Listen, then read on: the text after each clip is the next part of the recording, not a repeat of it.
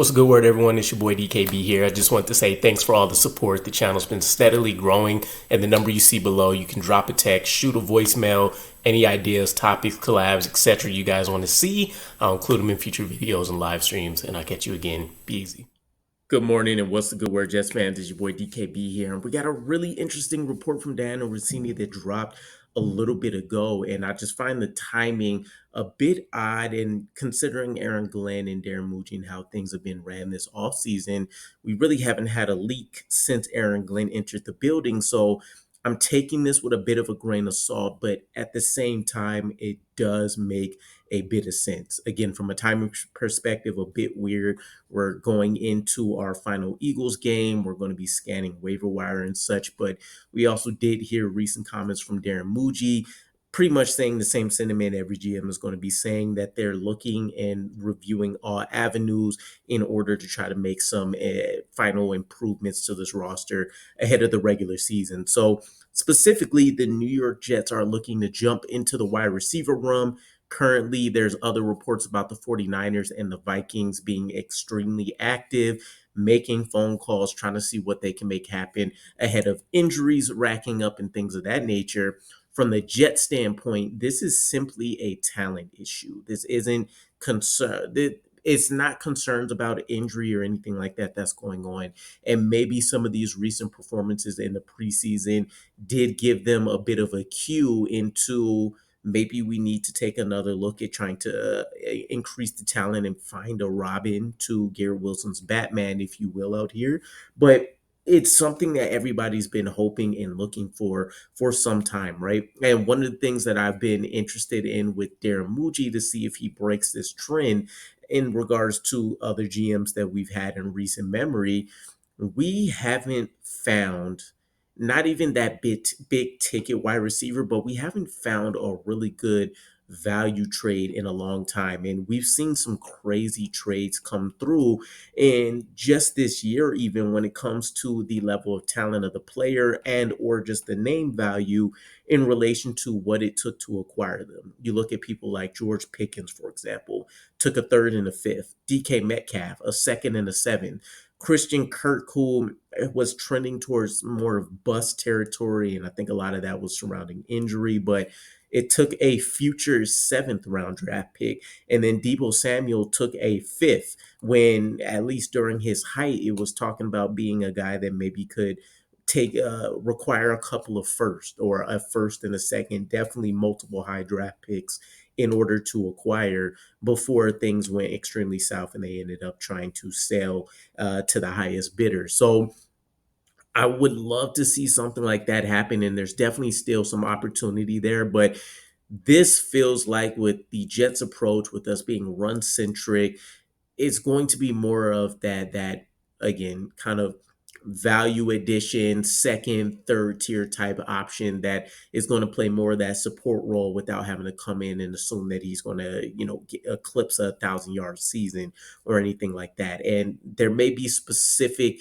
traits that we're looking for. Even within this wide receiver unit, we do have a little bit of everything. Garrett Wilson as the motion player, the guy that should be able to beat most press coverages, but he's not a strong possession receiver. And you can make the argument that you get that a little bit with Reynolds and with Tyler Johnson, but they don't do it necessarily at a high enough level or as an efficient level.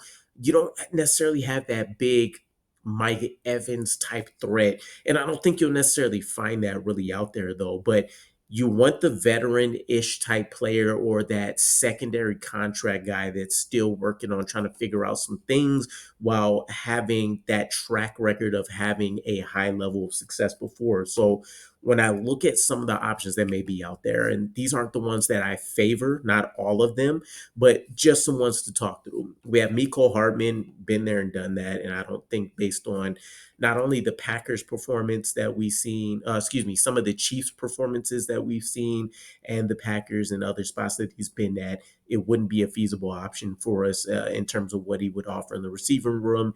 In addition to special teams, you have Kendrick Bourne from the Patriots, who would be a bit more intriguing. He's had some highs, and I think he's been capped by quarterback play, but he seems like there's still some humps he's trying to overcome, but I think this would be a move that would still be exciting. Now, interdivision trade doesn't necessarily happen all the time, and I don't think there's going to be any reason why, as two teams potentially that could be jockeying in the worst case scenario for basement dwellers of the AFC East, we're not going to be looking to really try to help each other. Marquez Valdez Scantling's a name that's come up since even when we were looking at Alan Lazard and him coming over. And I think in the grand scheme of things, by the way, this would be your replacement for Alan Lazard. Not MVS specifically, but whoever we bring in, I would assume would replace Alan Lazard as that veteran expertise player that should be able to offer more support. Now, these next two names are ones that are more intriguing to me, and Adam Thielen is the first. Currently with the Carolina Panthers, going on his third year, spent a ton of time with the Vikings. We've seen what he's been able to do. The guy is still balling out, and he's doing it at an extremely high level, and it's very impressive considering the level of quarterback play and really the kind of ineptitude of some of the coaching staffs he's been around since getting traded to the Panthers. But he's been called the glue of that team for a couple of years now since joining the Panthers. And obviously, looking at the Vikings' career, there will be a lot to be excited about. So he's one that, of course, I think he's hitting that 33, 34, maybe 35-ish age mark. So you want to be careful and considerate of kind of what's going on with the practice and how we're running things in comparison to where he may be at in his career. But he can come in, hit the ground running. He would be probably the next best option outside of looking at someone like an Amari Cooper, someone like that, right? But he fits the mold. He can run block. He's going to be an effective catcher. He's been great when it comes to contested catch situations. And he doesn't have to worry about going in and having to beat the top option with Garrett Wilson there. And hopefully it opens up some more things in the middle of the field for Mason Taylor. And then the other connection that we've heard about a lot here is Romeo Doubs. And there's been the thought process that of course, with the Packers investing more, Savion Williams and Matthew Golden, there's going to be room for some of these guys to be let go. Romeo Doubs, contract situation stuff coming up. There's issues with, holdout type scenarios and all that kind of stuff going on there. Could he force the issue? Could we tap in and look at it? And what is it going to take for us to try to peel him off their hands? Now, does he fit?